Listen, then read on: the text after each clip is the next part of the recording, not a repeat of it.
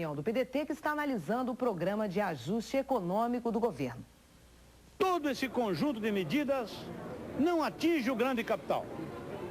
Porque é o grande capital, é através do grande capital que se realizam as perdas internacionais. Não é através dos trabalhadores, não é através da dona de casa, não é através, enfim, da população em geral, nem dos pequenos e médios empresários ou produtores do campo. As perdas internacionais se realizam através dos negócios levados a efeito pelo grande capital. E eles dizem, o atual governo, dizem, nós vamos incentivar o ingresso do capital estrangeiro. Nós vamos atrair o capital estrangeiro. Quer dizer que não podem tomar medidas nenhuma contra o capital estrangeiro aqui, nem ao mesmo tributá-lo, nem sacrificá-lo como estão fazendo com a população, ao confiscarem as suas economias. Quem foi atingido foi a população, que na sua boa-fé seguiu as regras estabelecidas pelo governo, colocou o seu dinheiro na caderneta de poupança, por indicação, por conselho do próprio governo, das autoridades públicas, e se viu agora lesada, confiscada nas suas economias. A grande empresa, com seus consultores, há muito tomou medidas cautelares. Se perde, é apenas um farelo. Vamos voltar a Brasília, onde está a ministra Zélia Cardoso de Mello. Ministra, a senhora ouviu as críticas do ex-governador Brizola. A senhora gostaria de responder? Não, eu acho que provavelmente o ex-governador Brizola não leu atentamente o plano, porque o plano exatamente, ele tem o endereço certo. Quem está pagando a conta desse ajustamento é exatamente o grande capital, quer dizer, são todos aqueles possuidores de grandes recursos aplicados no over, né, ou via tributação através do imposto de operações financeiras. Então, acho que houve aí uma leitura talvez desatenta ou apressada do nosso plano, e a releitura vai mostrar quem é que paga a conta desse ajuste que nós pretendemos fazer. Eu gostaria de voltar, ministra, com uma pergunta sobre essa questão da titularidade, da existência de duas moedas, na realidade, no país, neste momento, não é mesmo? Isso está confundindo um pouco as pessoas. Por exemplo, qualquer conta que eu tiver pago antes do dia 15 em cruzados, esse cheque vai bater no banco e esse cheque será descontado do meu saldo.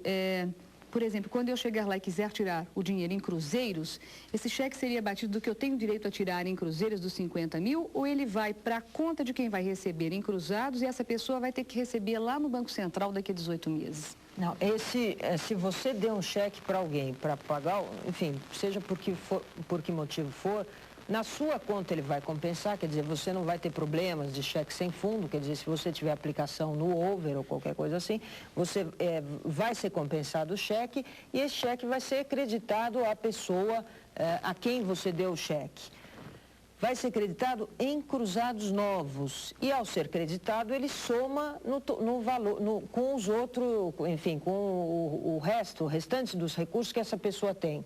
Ele soma lá um valor e, para esta terceira pessoa, ela tem o limite de 50 mil cruzeiros que ela pode retirar. Quer dizer, você não tem problema, você deu cheque, o cheque foi compensado, o cheque foi pago. E isso até segunda-feira. Né, para cheques datados antes de 15 de março, onde existiu o cruzado novo, porque agora não existe mais cruzado novo. Cruzado novo só existe depositado no Banco Central, não existe mais na economia, quer dizer, cheques têm que ser feitos em cruzeiros.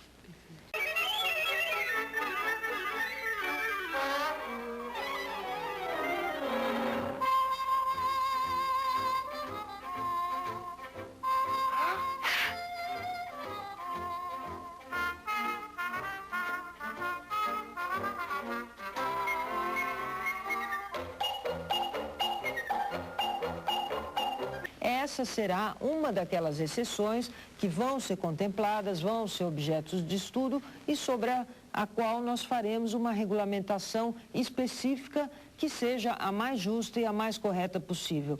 Como este, outros casos poderão ser contemplados como excepcionalidades, né? Evidentemente que considerando todos os aspectos positivos e negativos e mantendo, isso é fundamental, mantendo a consistência do plano. Eu insisto, esse plano ele tem várias partes e ele tem, quer dizer, ele tem uma consistência. Para ele funcionar, e nós acreditamos que ele vai funcionar e que vai dar resultados muito expressivos, as medidas têm que ser tomadas todas juntas. Isso foi o que nós sempre dissemos e por isso elas foram tomadas todas juntas, porque uma depende da outra, elas têm uma inter-relação muito grande. Então, tudo aquilo que for excepcional será considerado e, eventualmente, terá uma solução positiva, desde que não comprometa a consistência e o sucesso do plano. Porque, para nós, acabar com essa inflação é o objetivo fundamental, porque essa é a diretriz do presidente Fernando Collor.